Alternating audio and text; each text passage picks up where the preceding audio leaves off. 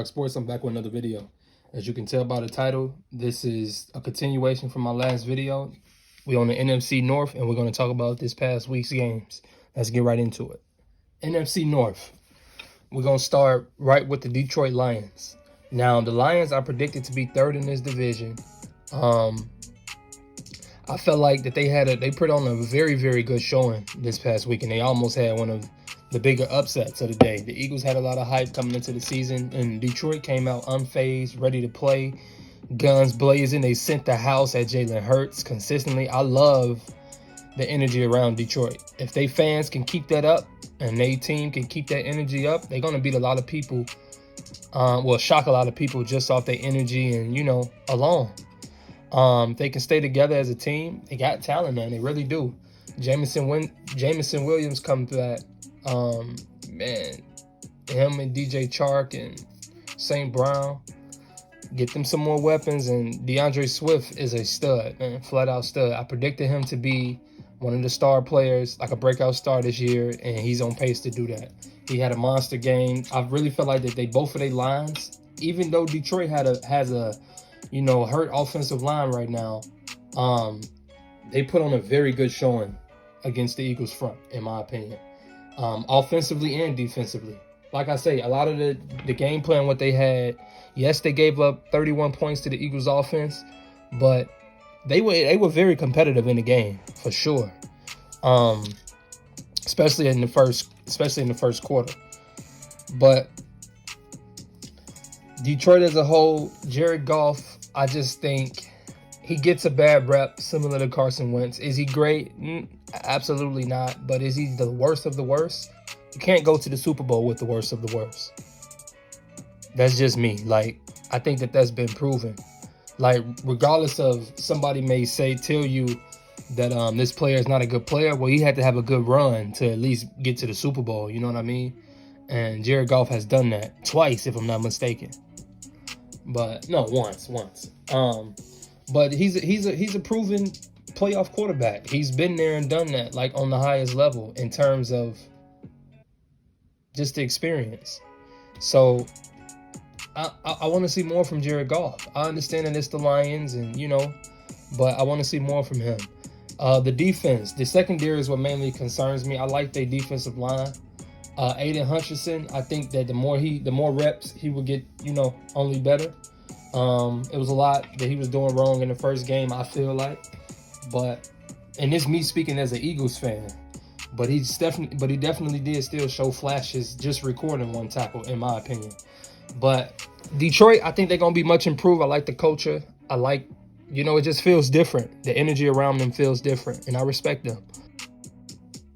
So the Minnesota Vikings beat Green Bay Packers division game this week. They signed Jaireakexander Smith, and he paid dividends in week 1. He said he specifically went there because he wanted to play the Green Bay Packers twice a year. If they can get that Jaireakexander Smith, the ferociousness and that energy, that intensity that he played with week 1 against Green Bay all season long, pair that with Danielle Hunter, them two guys can stay healthy. I think the sky's really the limit for Minnesota. When you look at their team, let's look at their team now. They don't have too many weaknesses, man. They might not have necessarily studs in the middle on their D line, but their offensive line, it can be solid. You know what I mean? It can be solid. Dalvincook is a stud. He's a game breaker when you give him the opportunity. Same with Justinjefferson, is a top 3 receiver in this league, period. And Adam Thielen has been there and done that as well. He's a vet. He's a proven commodity. He's getting up there, but he's a proven commodity. And then you look at all of the other weapons, man. Irv Smith, I just like the Minnesota Vikings. And kirkcousins, again, he's one of those quarterbacks. If you give him time, he can kill you. You know what I mean? He can dice you up for sure. He's very accurate. So I think that situation of them offensively is they're gonna give anybody hell, I think. And what they did to Green Bay again this past week, that defensive line, that defense as a whole, it totally shut down everything. Yes, they had the one busted coverage at the very first play, which Christianwatson rookie receiver and all of that, just, you know, the emotions too much for him. Game speed too fast for him. He dropped the easy touchdown. So I know Aaron Rodgers, it seemed like he checked out right after that. Aaron Rodgers' body language is, I've never been a fan of it too much. I felt like that whatever he's feeling, you can see it on his face or within his body language. And I think it was the same thing Sunday. They was just overmatched. The Green Bay Packers were. And when you look at it from the standpoint of the weapons that Green Bay has defensively, I don't know. Like, they should be able to match up with Minnesota offensively. But, you know, got to give Minnesota their credit. It's going to be a struggle, I think, for Green Bay early on, because they have to get their O-line situated. They got to get Bakhtiari back. They right tackle. Who else am I missing? Green Bay.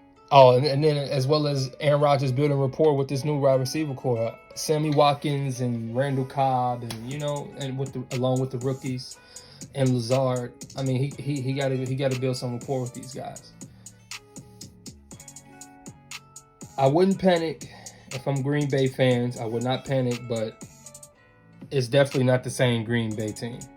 I don't think that Green Bay wins 12 to 13 games. I don't. But do I think they still win this division? Possibly. It's not guaranteed, though.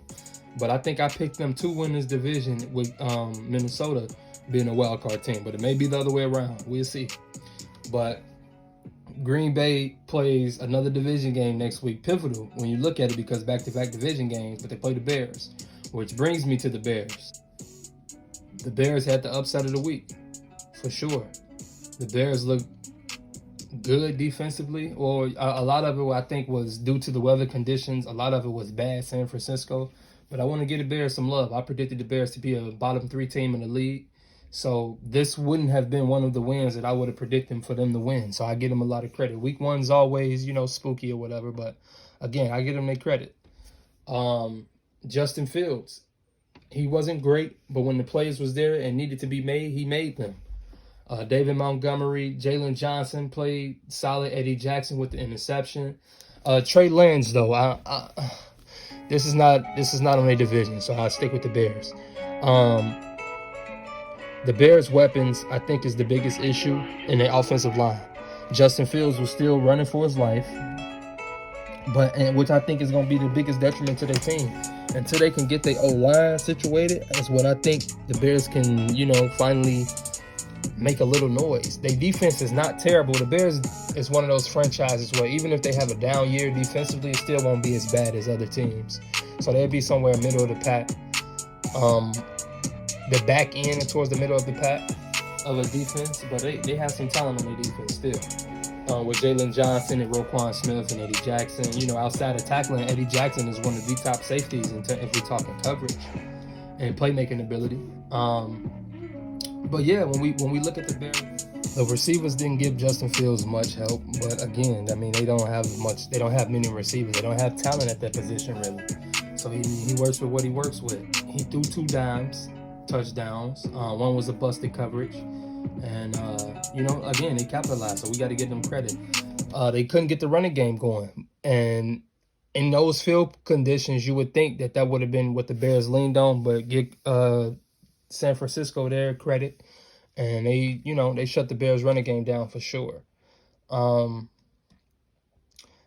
like the Bears defense, but I'm just not a fan of their offense, man. Outside of Justin Fields and David Montgomery, I don't like almost nothing on their offense. Mooney he's a wide receiver 3 to me. I mean, he has talent. On his best days, he could be a 2. But I just don't think he's a wide receiver 1 by no stretch. That's just me, though. But their defense, like I said, the defense played well to make treylance pretty much look like a deer in headlights, and Jaquan Brisker, the secondary that they started was young with Jaquan Brisker. Jalen Johnson's only a couple years into the league, but he's still, you know, a proven very close to a Pro Bowl player.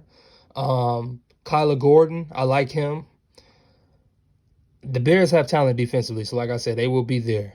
But they play Green Bay next week. We'll really see, you know, much more about them next week. Not saying that The 49ers wasn't a test because they definitely were, but we'll see.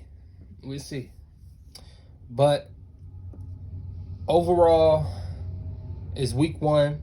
Anybody that's tuning in first time to this channel, I'm not overreacting to any of these teams. I'm pretty much stick by how I still view them as the whole season. Understand that Green Bay got they butts handed to them the first week last season, and look how the season still turned out for them. So never doubt anybody within the first 4 weeks of a season. We've seen the Cardinals start off 5-0 and 6-0 and finish the season with only 8 or 9 wins. You know what I mean? So it's a long season, man. It's a long season. So any of you fans out there that's down or up, this is a week-to-week league. So I'm moving on. Next division. Again, this is a great week 1. This is RocSports. Stay tuned. I'm checking out. All of my boxing, NFL, and NBA fans, like, share, and subscribe, man. Keep coming back. I'm going to be dropping more content.